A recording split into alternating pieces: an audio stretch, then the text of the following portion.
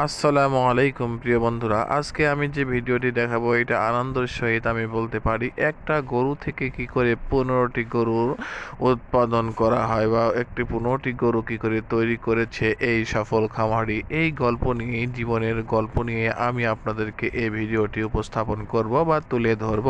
হ্যাঁ প্রিয় বন্ধুরা, একটি শখের বশে একটি গাই গরু, আমরা যেটা বলি গাই গরু বা বকনা গরু, এই খামারি কিনেছিল।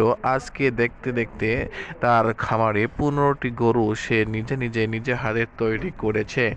প্রিয় বন্ধুরা, সফল এই খামারির এই গল্প শুনে আমি নিজেই সফলতা অর্জন করেছি। মানুষ চেষ্টা করলে এমন কিছু পারে না, এটা অসম্ভব নেই। মানুষ চেষ্টা করলেই পাথরে ফুল ফোটাতে পারে, এটা আসলেই বাস্তবতা। হ্যাঁ বন্ধুরা, এই একটি গরু থেকে দিনের পর দিন 15টি বাছুর বাচ্চা আস্তে আস্তে এই সফল খামারি উদ্যোক্তা করেছেন, সফলতা হয়েছেন।